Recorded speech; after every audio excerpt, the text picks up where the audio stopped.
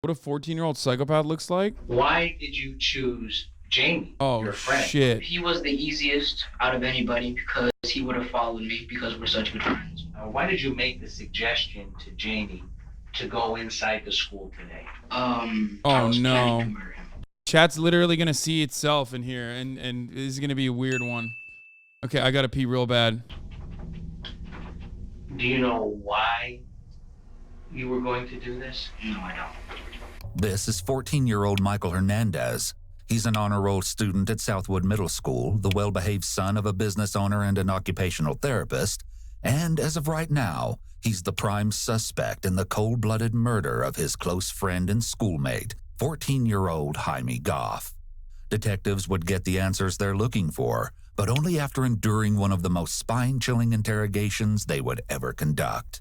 The following footage revealing a 14-year-old killer has never been seen before. No one thought much of it when two particular students weren't at their usual meeting spot by the teacher's parking lot that morning. The doors opened and students flooded inside. Before classes started, a student decided to make a pit stop to the boys' bathroom on the second floor of the school. He couldn't have known just how traumatic this decision would turn out to be. He peeked underneath the stalls to check if anyone was inside. There was indeed someone else in the bathroom, but something was terribly wrong. A large pool of blood was forming on the floor inside one of the stalls, and there appeared to be a pair. Oh my god, what the fuck? Holy shit, that could have been bad, dude. Yeah, I'm not in the mood for this right now. Well, I am. I told you I would watch fucking... Listen, guys, I told you I would watch true crime, and we're watching it. Do you want fucking true crime or not? Do you want true crime or do you want fake crime? We want true crime. I'm about to eat, yeah. 2 days in a row, baby. Yeah, I've been switching it out a little bit. I've been trying to... Eating a lot is a sign of a diabetic, or because I just had fucking an incredible amount of coffee, like so much more than I normally drink. Her feet hanging down from the toilet. I'm not dirty bulking. bulking. He exited the bathroom to advise a nearby security guard that there appeared to be someone bleeding inside the boys' bathroom. The guard simply brushed him off and told him to go to class. He then went and told a friend what he'd seen. Together, the two boys proceeded back into the bathroom. The stench of warm blood had begun to fill the small latrine. They prepared themselves for the worst, then hesitantly inched the stall door open. The scene before them could only be described as nightmarish. A male student, later identified as 14-year-old Jaime Goff, was covered in blood and unresponsive. He was positioned face down, his chest and torso lying across the toilet seat, while his head and legs hung limply over the sides of it. Blood streamed down his face and into a large pool that was forming on the floor beneath his head. In that pool lay a lone pair of black glasses. One of the boys shouted to the victim twice. When they got no reply, shock turned into panic. The two fled the bathroom in hysterics, startling the security guard in the hallway. This time, alarmed by the students' clear distress, the guard rushed into the boys' bathroom. Upon witnessing the grotesque scene, he immediately radioed the Miami-Dade Police Department. The guard then left the bathroom to retrieve the assistant principal. Upon returning, the guard discovered that, in the few minutes he'd been absent from the bathroom, someone had come in and removed the victim's body from the toilet. The body was now lying face up on the stall floor, his arms splayed out to the sides. School personnel could now clearly see that one side of his neck was shredded to pieces. The school was immediately put on lockdown. Bro, I don't know how the fuck I'm gonna eat. A few hours later, investigators entered the classroom of 8th grade student Michael Hernandez, who'd been identified by one of the two witnesses as the boy they'd seen exit the bathroom that morning. Michael's teacher approached detectives first, with a few pieces of interesting information. She stated that she let her students into the classroom at 8:55 a.m., and since that time, Michael had requested to go to the bathroom 3 times. The teacher observed that Michael had blood on his shirt, which he attributed to a nosebleed. He made 2 trips to the bathroom before 9 a.m. After the school went into lockdown, Michael requested to go to the bathroom a 3rd time, wherein his teacher summoned a security guard to escort him to an unoccupied restroom and back to class. This was reportedly the last time Michael had left the classroom. Michael was taken to an office on the 1st floor of the school to speak with detectives. When investigators inquired as to how Michael got blood on his shirt, He told them that he'd been hit in the face by a door while horseplaying with the victim earlier that morning. The detective examined Michael's face but found no open wounds that he could have bled from. Michael quickly changed his story. He claimed he'd gone back to the second-floor bathroom where he'd parted ways with Jaime earlier. What sauce did you get? Come on, son. What a dumb question. Honey roasted barbecue, baby. Literally the #1 goated sauce on Chick-fil-A. When he entered the restroom, there was already another student inside that Michael wasn't familiar with. The student advised Michael that there was someone inside one of the stalls. That's when Michael got down close to Polynesian is like almost #1. Guys, I literally have one of the big stacks of Polynesian, like the ones that you get at like a fucking grocery store, and one of Chick-fil-A sauce. Don't talk to me about Chick-fil-A sauce. I'm the sauce boss, bitch. to the floor to look underneath. When he bent down, his shirt grazed the floor and got blood on it. However, he did in fact see his friend Jaime inside the stall. After that, he simply left the bathroom and went to class. After collecting Michael's statement, a consensual search of Michael's book bag was conducted. What they found inside told an even more shocking story than the one Michael had just spun. Inside the bag was a red jacket and 2 latex gloves, both with traces of blood on them. The detective asked Michael to accompany him to the station, to which Michael agreed. A little after 1:40 p.m., Michael was transported to the Miami-Dade Homicide Bureau office. Here, he regaled detectives with an What the fuck was he thinking? entirely different tale. The version you're about to see is more twisted and disturbing than anything detectives had heard so far. The following never-before-seen footage has been analyzed by a qualified team, including a licensed professional counselor, a licensed attorney and former prosecutor, and a licensed clinical psychologist. Ready? Yeah. Please raise your right hand when I swear you in. You swear the testimony you're about to give will be the truth, the whole truth. Feels kinda nothing but gross. the truth, the whole truth. Yes, I do. But, you know, fuck it, we Though ball. he is a minor at 14 years old, Michael is being questioned alone and without his parents, because in Florida, the law allows minors to be interviewed without parental consent or their presence in the interrogation. However, parents Love that, by the way, for Florida, which is pretty big dub for the state of Florida, who also has the same principle that I just gave you. Fuck it, we ball. Florida's like, yeah, you don't care. We don't give a fuck. Yeah. Are you 7 years old? Who gives a shit? You know, we'll interrogate you. But also at the same time, they're in Florida, so the cops are fucking stupid. So, you know what I mean? Like, it just basically like on the one hand, it is ridiculous that like you can be interrogated as a minor without your parents or like a, you know, actual counsel present. But also, on the other hand, it's like the person that's interrogating you literally has the brain of a 7-year-old half the time. So it's like a fair playing field. can request a lawyer or stop Someone the says skill-based questioning on behalf of a matchmaking. Yep. minor at any time. These laws can vary by state, as some states do require parental consent. Mike, just do me a favor. When you talk clearly so that Mr. Renee can understand you. Okay? For the record, could you please state your name? Michael Hernandez. Mike, what's your birthday? February 2nd, 1990. Happy birthday. Thank you. So you just turned 14. Yes, I did. Very good. And what grade are you in? I'm in the We said you just turned 14. Michael Very is being good. very cooperative and well-mannered during the preliminary questioning. He articulates well and answers the detective's questions clearly. His posture mimics that of an attentive student.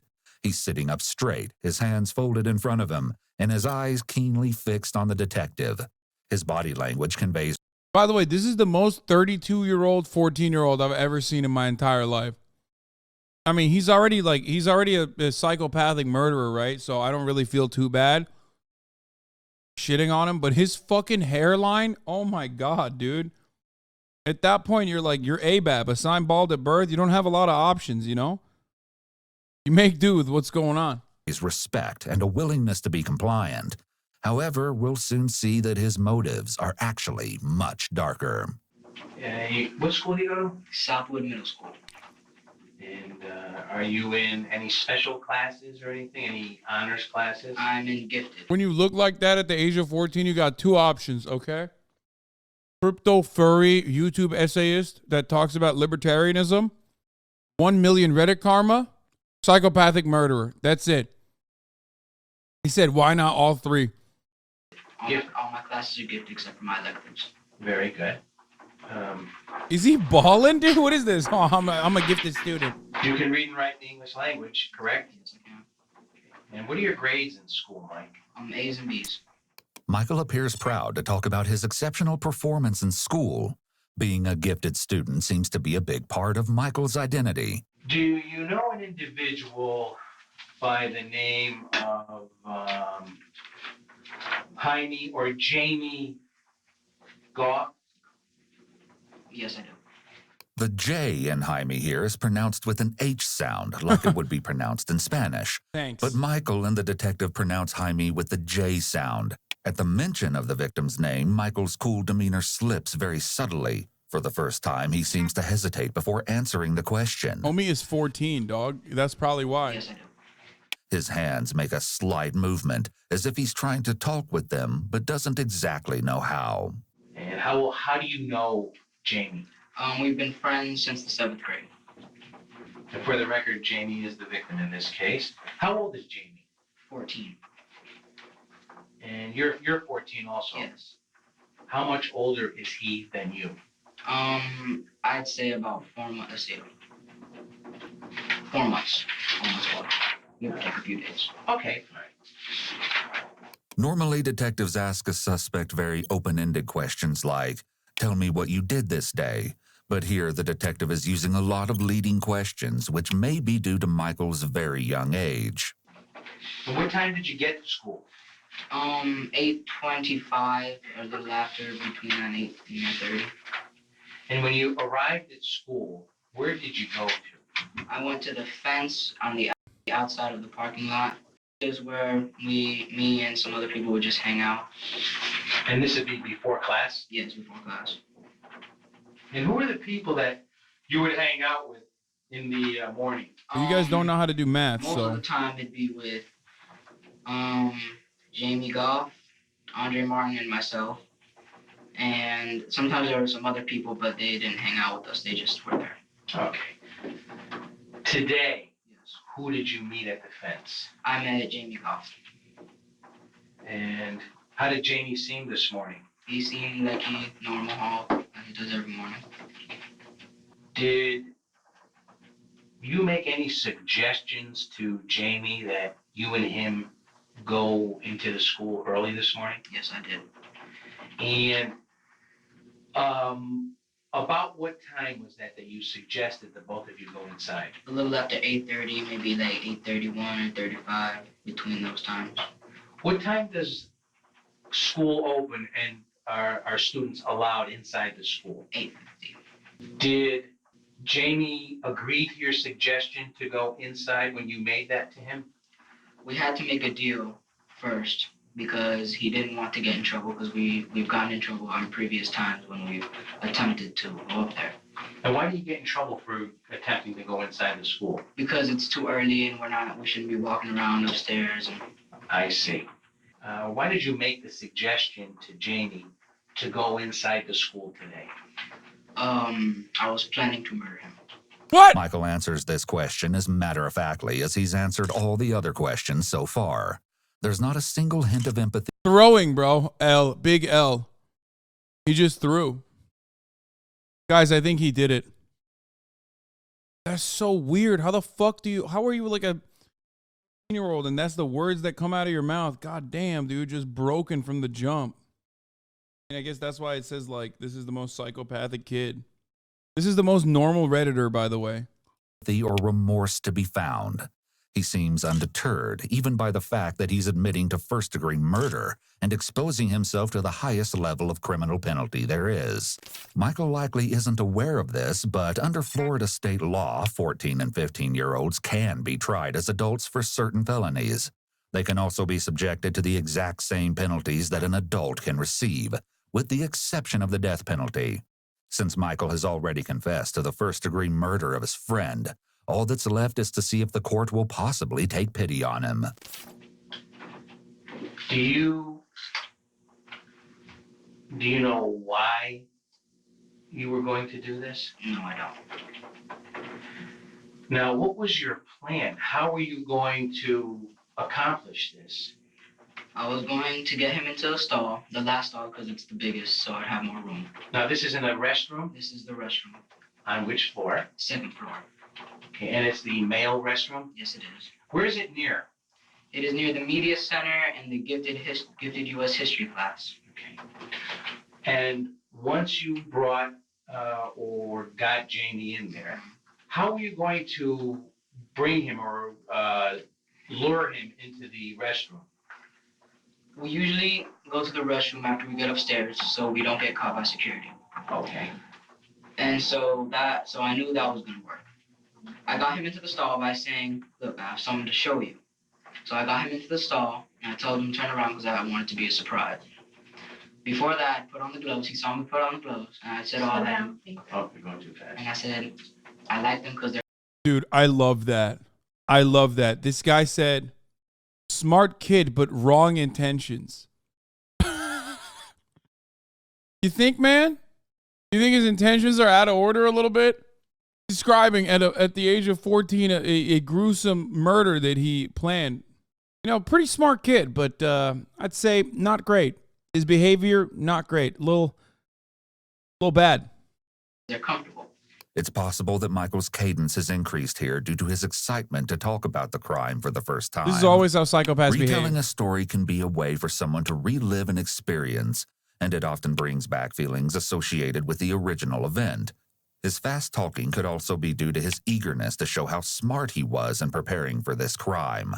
He may be seeking admiration from the detective for how well he planned his attack. Michael's enthusiasm is also evidenced in his full cooperation when being questioned, appearing like he's sitting for a job interview instead of an interrogation. It's odd that he doesn't seem afraid or bothered at all that he's sitting there because he's been caught for the murder of He was like, yeah, I thought, if I do a really good job, you guys will hire me. That's what he thought. his friend. Now, you also said that you put on gloves. What kind of gloves were these? They were latex gloves. Where did you get them from? My mother purchased them at Walgreens the previous night.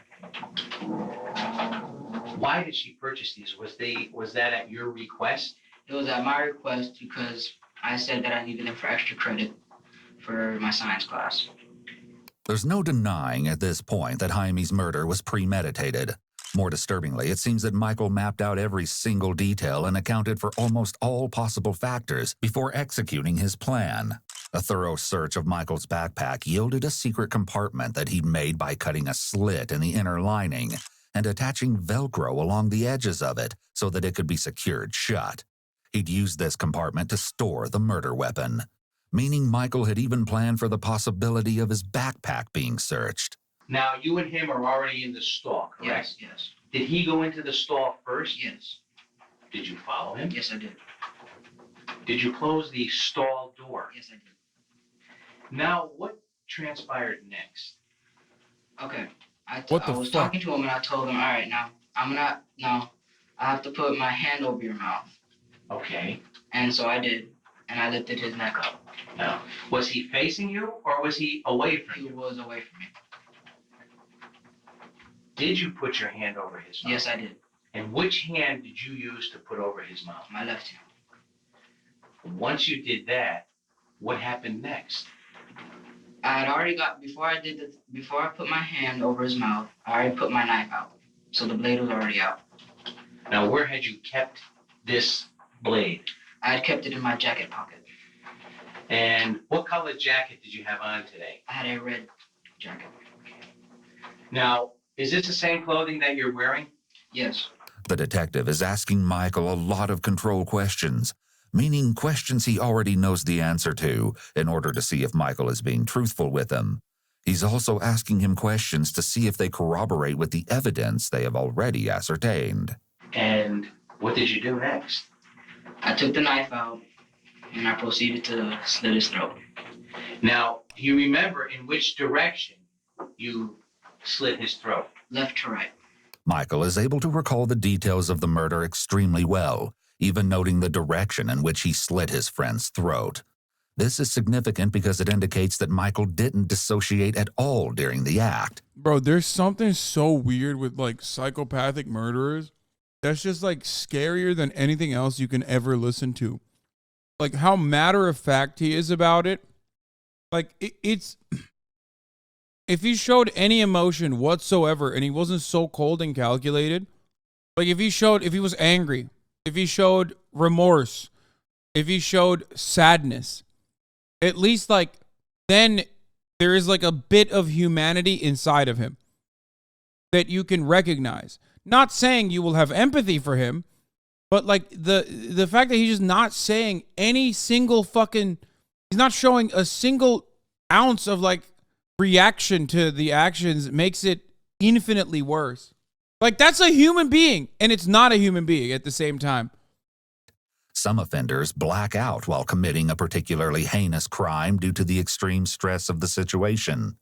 Michael, however, was keenly aware of exactly what he was doing, from beginning to end. This idea is especially haunting when you learn exactly what Michael did to his young schoolmate. An autopsy of the victim's body concluded that, in addition to his throat being slit, Jaime had been stabbed in the neck over 40 times. It's gut-wrenching to think that Michael, a 14-year-old child, was in complete control the entire time, savoring every single jab, slice, and cut. Did Jamie say or do anything? Did he put up a struggle? Yes, he did. He turned around after I did that. He asked me not to kill him. So I told him, okay, I'm not going to if you cooperate. Okay. Which was a lie. Right. And so I realized that the stall door was open, so I locked it. Yes. And then I turned him around again and proceeded to stab him. And where did you stab him, Mike? I'm not positively sure, but I'm guessing around the jugular vein right around here. Okay. That's what I was aiming for. Did you stab him anywhere else on his body? Just basically the back of the neck, all through the neck. Okay. And once in the temple, and I think I sliced him here. And that would be on the left side of his face? The left side of the face. Michael is speaking very matter-of-fact and openly. He's likely excited to show the detective how clever he was. This may have overshadowed any thoughts of self-preservation, as he readily admitted to killing Jaime. He may be either unaware of or unconcerned about the legal consequences for his actions. In addition, his young age may have played a role in his readiness to confess. The prefrontal cortex does not fully develop until around the age of 25. Michael may still be feeling amped up and powerful after the murder, and is acting on that emotion which may make him want to brag about what he did, rather than consider the fallout for his confession. Now, after you did that, what happened? I left, I took my gloves off, and I flushed them down the toilet. Okay. Okay. I left, and I went to go clean myself off. People were coming in, and so I left that bathroom and went to the other one downstairs. Okay, let me stop you here. After you stabbed him, did Jamie fall to the commode or to the toilet? No, he did not. He was already positioned where he was found. I put his head under there to stop him from gasping for air. Okay. So it closed it up. And oh, I see. Okay, now. I'm sorry? So he would stop making noise. Okay. Now, how did you know he was dead? Motherfucker's 14, he said commode. It's a wrap. I made sure by taking my knife, the point of my knife, and poking him in the face. All right. And I checked his eyes also, and they were motionless. Okay.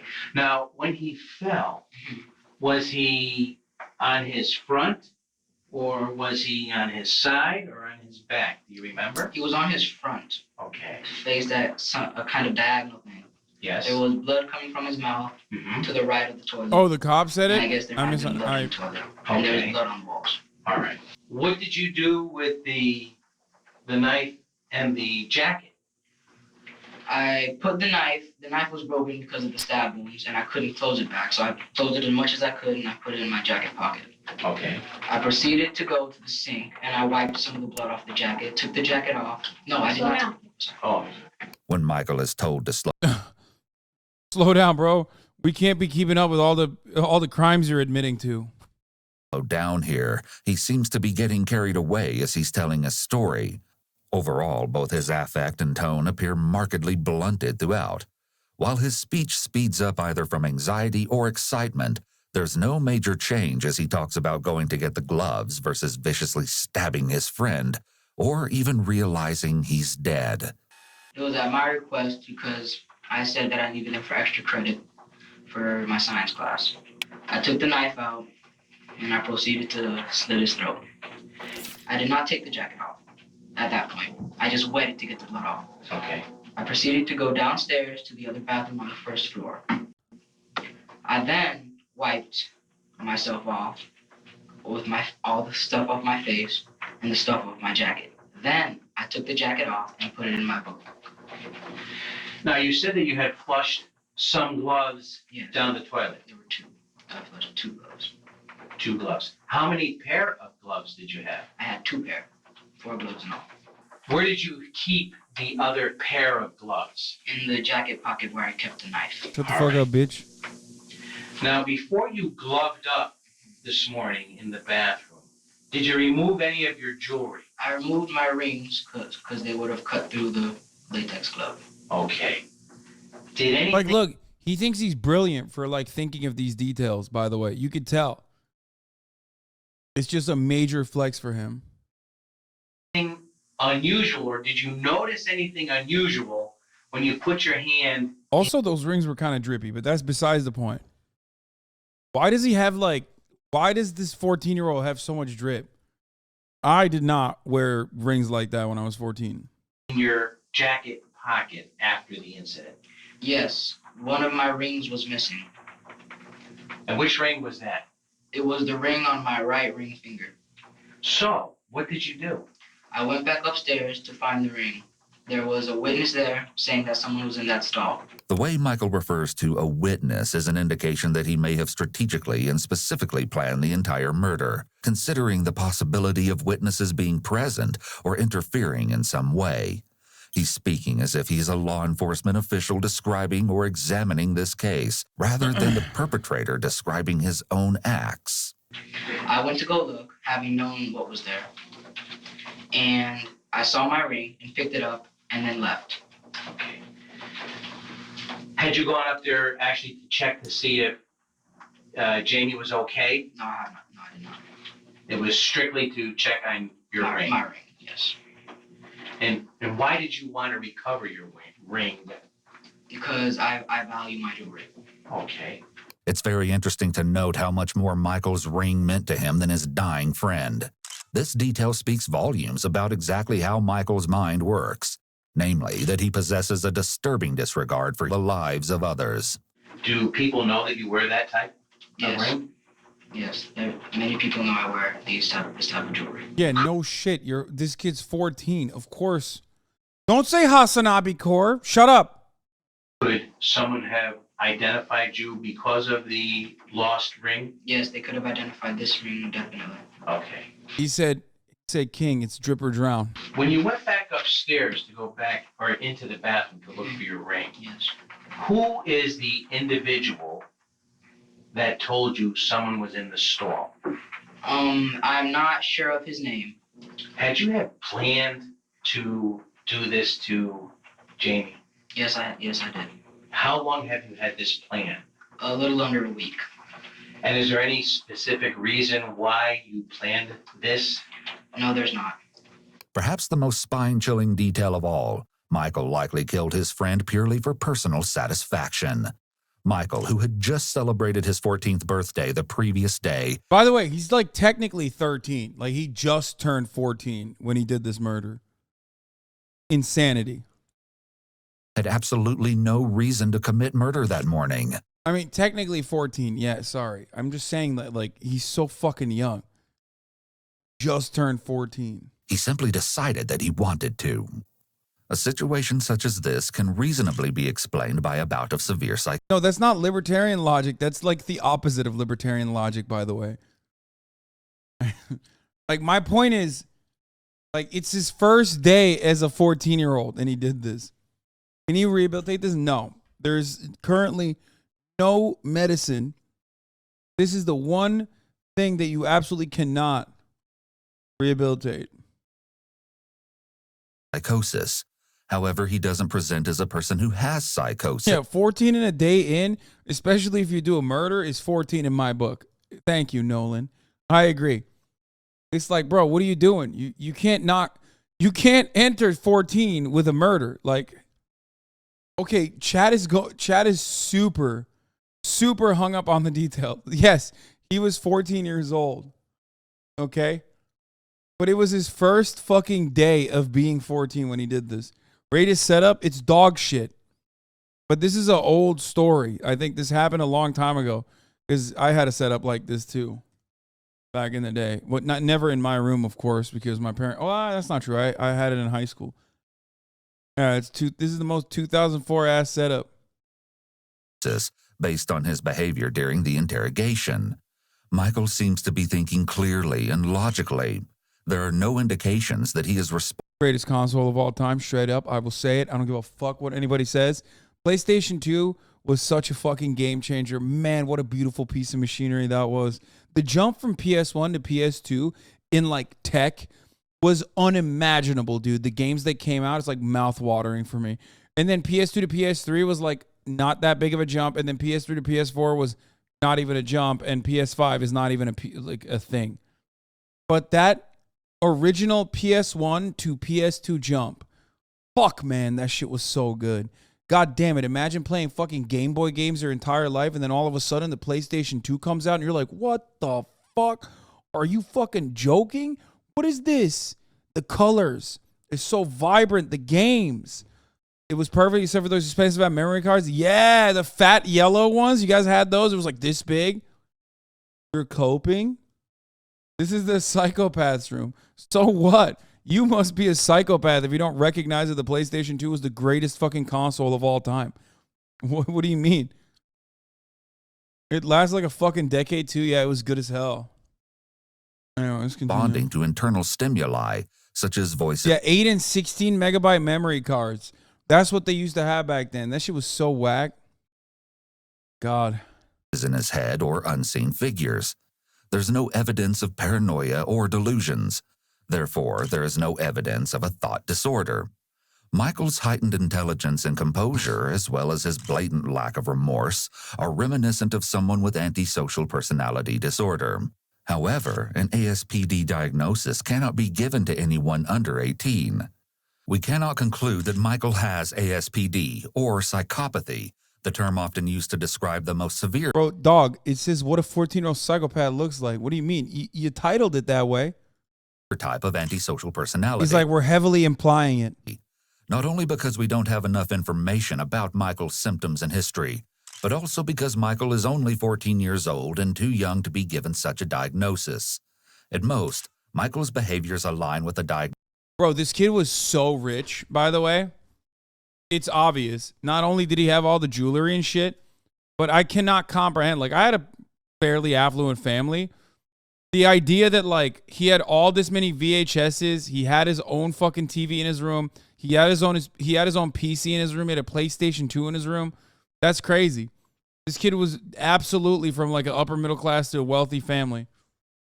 Diagnosis of conduct disorder. Motherfucker, you did dressage? That's what I'm saying. Takes one to know one. Particularly since he has a history of taunting and physically. And also probably parents that didn't really give a fuck about him too, for the record. The reason why I say that is because, like, a lot of, like, first of all, he bought all these, like, weird knives and shit. That's crazy. Screams parents that give him money and don't really pay attention. The fact that he has a PlayStation 2 in his room and he has all this set up in his room also implies that his parents didn't really give a shit about him because they were just like, yeah, fuck off. Go do your thing. Like, classic. My parents never let me do any of that stuff. They never let me have a PC or anything in my room. They never let me have the PlayStation. Like, all that stuff was completely locked away. In other words, they don't respond with an emotion that matches the circumstance. Why did you choose Jamie, your friend? He was the easiest out of anybody because he would have followed me because we're such good friends. And I knew he would have followed me in there and done what I would have said. Okay. Now, I asked you about an individual named Andre Martin. Yes. Do you know Andre? Yes, I do. How old is Andre? He is 13. What grade is Andre in? He's in 8th grade. Is he a friend of yours? Yes, he is. Is he in any of your classes? No, he's not. And how long have you known Andre? I have known him since about the 4th or 5th grade. And I know you told me earlier that usually you and Andre and Jamie hang out. Yes, At at the north part of the parking lot. At the fence, correct. Calling your attention to yesterday, Monday, your birthday. My birthday. Did there come a time when you approached Andre with the same type of ruse? Yeah, yes, there was. Me, Andre, Jamie, and myself were in the bathroom. Which bathroom? We were in the other bathroom than where the victim was found today. Referring to Jaime as the victim may be evidence of how detached Michael feels from someone who was supposedly his friend. He may be unable to or have difficulties with forming real emotional attachments to other people. This phrasing could be another indication of psychopathy, as it shows Michael has a lack of prosocial emotions. Empathy and emotional attachment are considered prosocial emotions, which are things psychopaths struggle with feeling. I don't know if a True Crime React is ethical after the recent ethics of true crime discussion going on. A React just ain't exactly great. I only thought about this now, and I doubt you considered it either. What? Yeah, no, I'm going to do this. I'm going to keep doing this, I think. This is why they often present as emotionally detached, distant, and indifferent, because they're apathetic to society Where and did to that people come and from? situations in general. The fact that psychopaths Oh, people are upset about the new Dahmer show on Netflix? Oh, wait, why? What happened? I didn't watch it. Is it good? After the Dahmer show on Netflix, there's been a big discourse on Twitter about ethical true crime. It's fucking lame. Don't worry about it. Yeah, man. It's not good. It is good. Oh my God, chat is so conflicted. Victims' families are upset. Oh, they're mad because Dahmer's hot. Is that what it is?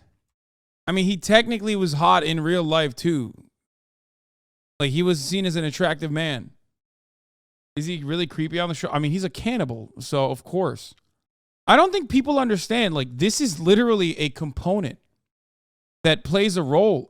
Even Ted Bundy famously was able to, like, flirt with his victims ahead of time and, like, lure them in before, doing gruesome, horrific shit. It's so good, but as always, people tend to romanticize serial killers as a consequence of sensationalizing murders rather than bring awareness to the matter. But either way, the show slaps. This thing is, like, I've just never been able to fucking understand why they look at shit like this and go, damn, that shit's great. I will never understand that, ever.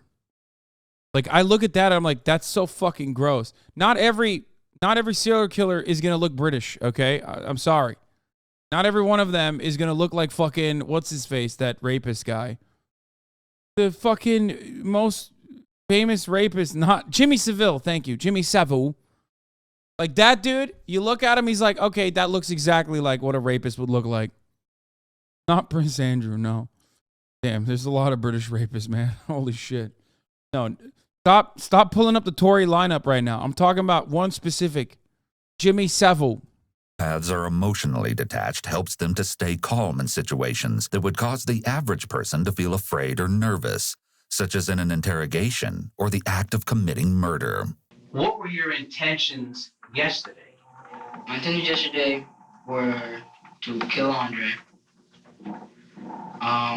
The same way that I killed Jamie today, except for the fact that I was going to stab him in the back and stab here, and that would have been it. Who was this you were going to do it to? I was going to do this to Andre. Michael seems almost enthusiastic about the opportunity to disclose every meticulously planned detail of how he was going to kill both of his friends. The animated way in which he illustrates his master plan to the detective indicates that he's relishing the opportunity to divulge his wicked scheme, and even enjoying the attention he's receiving. Whatever his motivation, Michael seems extremely invested in this experience of being involved in a real criminal proceeding. These are several more signs of possible antisocial personality disorder. From a legal perspective, his intention to cruelly execute multiple people could be used as evidence that Michael is essentially a serial killer in the making. The prosecution could argue that a life sentence is necessary in order to protect potential victims of a future serial killer. Earlier, you told me that you had a belt and you were going to strangle someone. Yes. This is what I mean, by the way. Like, remember when we talk about like prison abolition? Not that like the 1% of criminals, even though psychopaths are overrepresented in corporate boardrooms, the government, high up government positions, and also the prison system. But having said that, just because a fraction of prisoners that are incarcerated are psychopathic doesn't mean that you shouldn't have an empathetic approach to justice. However, they are the reason, in my opinion, at least until, you know, there is some level of like medical technology that knows and adequately figures out how the most ethical way to deal with psychopaths are, like what kind of medical treatment you can do with a psychopath. There is still a necessity for people like this to be held and away from and kept away from society. Is it nature or nurture? No, man. I mean, it can be both, but sometimes it is nature. Like, there's nothing you can do. You got to fucking make sure that you exclude motherfuckers like this from society. They're going to kill. He literally is just like, I'm going to kill. I'm going to kill again. I wanted to strangle another person. You know what I mean? There's always nature and nurture as a component, but like mental illness, you can't fix them? No. Psychopathy is a very specific type of mental illness. Antisocial personality disorder is a very specific type of mental illness that is incredibly difficult to diagnose, incredibly difficult to also consistently do psych evaluations on, because a psychopath learns how to display emotions and is incredibly manipulative as a consequence of that, and can even manipulate the doctors. Now, having said that, you can't really treat it at this moment either. Like, we just don't fully understand it. We just don't fully understand it, and we don't really know how to deal with it, and we don't really know how to even, even engage with like criminal psychopaths. So, for example, in the UK, they have involuntary holds. Like, it's pretty crazy, where like they have a really rigid and really awful way of doing it. But like once you get a psychopath diagnosis in the UK, you're permanently locked up. If you are a psychopath and you've done like a violent psychopathic crime, oftentimes they just like straight up lock you forever. That doesn't mean that like every psychopath is violent, by the way, but violent psychopaths are very difficult to treat. Yes, Ron Johnson, The Psychopath Test is a great book. Just like everything else, yes, it is a spectrum too. No one uses psychopath, sociopath as a medical diagnosis as a common use term. Yes, I'm talking about antisocial personality disorder, which is not inherently violent, but I'm talking about, John Ronson, not Ron Johnson. Did I say Ron Johnson? I was reading chat. I'm sorry. Dude, my brain is broken, okay? First, and then after he was dead, I was going to make... What is this? I love when chatters go, Pog. Just saw you on Andrew Schultz's podcast. To be honest, I used to think your ideas were nuts, but loved everything you had to say. Happy to admit I was wrong here. Let's go. Sure, by stabbing him. Okay, and this was Andre. This was Andre. Now, did you lure him into the bathroom yesterday? Into the bathroom, yes, not the stall. Okay. And how did you accomplish that? The bathroom? Yes. We were late to class. I told them both that we were going to be late to class. And so we snuck upstairs after the late bell had rung. We got to the bathroom, and I was trying to convince Andre to go into the stall. Okay. And how were you going to do that? I told him that I had something to show him. Okay. Yes. And what was his response to that? His response, he didn't want to do it, so he said no. He's like, why can't Jamie go first? My response then was that he's going to go next. Okay. Now, did Jamie agree? Did Jamie say, I'll come in, I'll look? Yes, he did. Okay. And what did you say at that point? I said no, he's going to go first. Okay. And any particular reason why? I wanted to get Andre killed first before I got Jamie. All right. Now, when that did not happen yesterday, what did you end up telling Andre and Jamie? Michael is taking up a lot of space on the table with his arms and hands. This could be indicative of confidence and feeling in control of the conversation, or at the very least, feeling at an equal level as the detective. I said, all right, are you gonna guys cooperate tomorrow? They're like, yeah, okay, we'll cooperate tomorrow. All right. Michael's word choice here says a lot about his relationship with his friends at school. When Andre refuses to go into the stall with him the day prior, Michael asks his friends if, in his own words, they'll cooperate with him the next day instead, to which they both agree. The way he speaks to his friends indicates that Michael was likely the authority figure in his friend group, and that his friends regularly felt like they had to obey him. That might explain why he thought he could easily lure them both to a horrific fate. Sadly, Michael was right about Jaime, but clearly underestimated Andre. Today, before this happened to Jamie, what were your intentions going to be if Andre should have shown up? I would have talked him into coming to the bathroom with me, coming into the stall. Then I would have proceeded to slit his throat and stab him continuously until he died in the neck area. Yes. And then I would have left him there. Yes. And gone back downstairs and talked Jamie into coming upstairs. Lured him into the other bathroom and slit his throat and stabbed him in the neck. Okay. Now, Mike, where did you get this knife from? I have a knife collection. Uh-huh. I've been collecting knives, and as I said, my dad has a store. And so I asked him for some knives. This was before I was going to do this. Yes. And I asked him for some knives. He's like, all right, you can take them. Because I wanted a not switchblade, but like a knife that can come out I easily. think they call them gravity knives. Michael had exhibited several warning signs of concerning behavior prior to the murder, most of which detectives won't discover until they speak with more of Michael's schoolmates over the next few days. Students reported that Michael demonstrated an intense interest in all things gore and death. Even the screensaver on his computer at school featured a scary creature covered in blood, which had caught the attention of other classmates. Michael also had a history of teasing and physically assaulting his peers. He'd been reprimanded in the past for mocking and hitting a couple of female classmates. He was also known to poke and chase other kids with a screwdriver that he kept in his backpack. Let me ask you this. Is there any particular reason why you did this to Jamie? No, there's not. Did he offend you in any way? No, he did not. Did he harm you in any way? No, he did not. Mike, you know the difference between right and wrong, correct? Yes, I do. Do you think what you did is right or wrong? No, I don't. Well, what don't you think? I think it is neither right, but I don't think it was wrong. Do you know what you did is wrong? Yes, I do. Okay. The fact that Michael is saying that he doesn't think what he did was right or wrong shows us that he must have come up with his own explanation or justification for what he did. Had the detective probed further, we may have gotten more information about why Michael believes that killing Jaime wasn't necessarily wrong. This could have possibly revealed some delusional thinking. Michael said himself that Jaime didn't do anything to him, so for Michael to believe that what he did wasn't wrong means that he likely has some type of unconventional belief about taking someone else's life. Is this?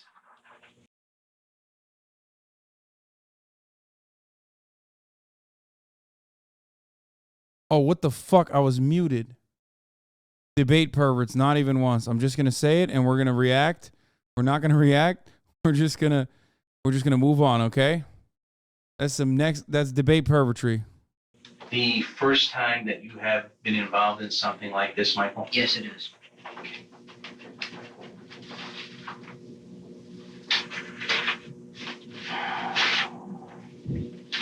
Are you sorry that this happened today? No, I'm not. And this was an unprovoked attack on Jamie? Yes, it was. Sir, has everything you told me been true and correct to the best of your knowledge? Yes, it has. Have I forced you to give this statement, No, sir? you have not.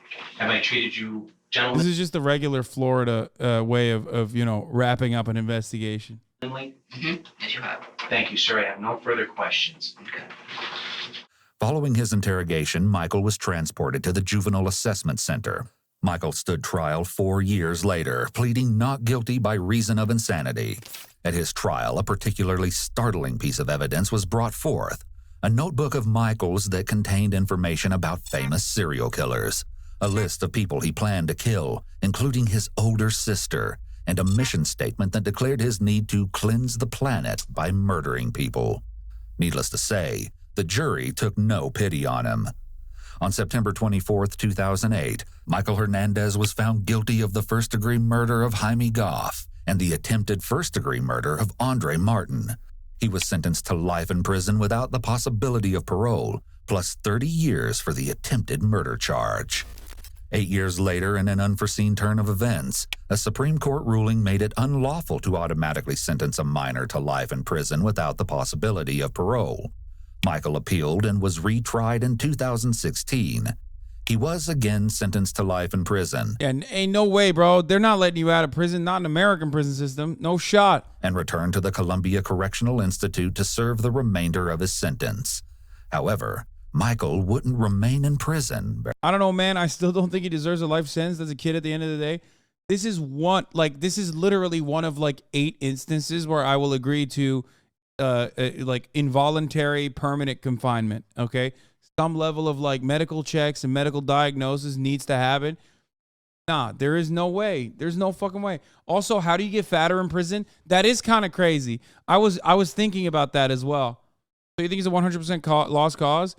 Well, unfortunately, with our current level of like medicinal knowledge, medical knowledge, treatment, we don't have an adequate treatment for someone who has like literally a antisocial personality disorder and a willingness to, and a willingness they've demonstrated to kill people.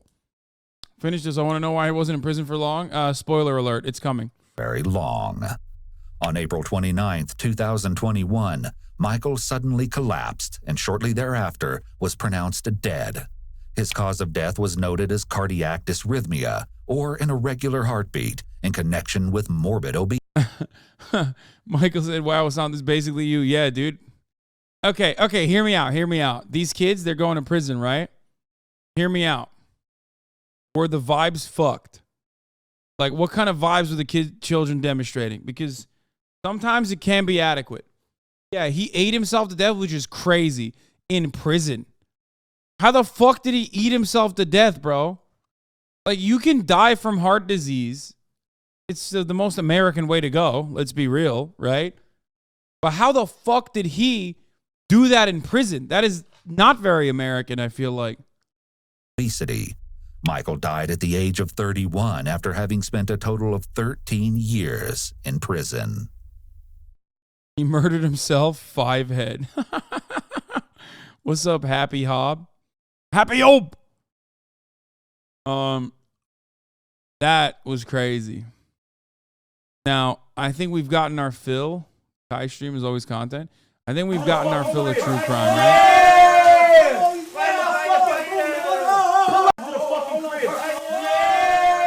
That's crazy.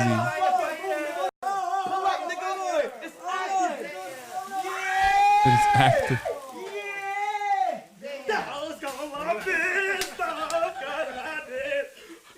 Hold on. Let me FaceTime. I gotta FaceTime somebody. Hey, well, I'm seeing way too many veggies on this dog. I can't believe he got hibachi in his room. I didn't even know you could do that.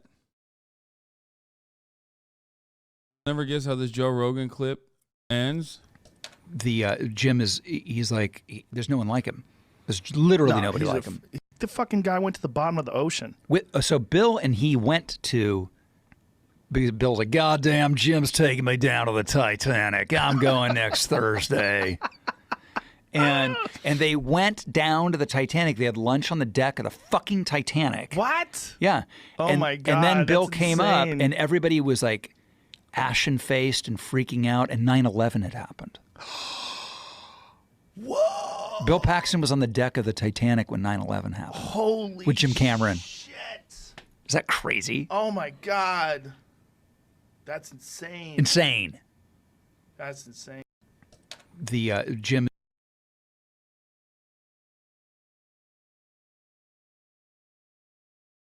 What did he know?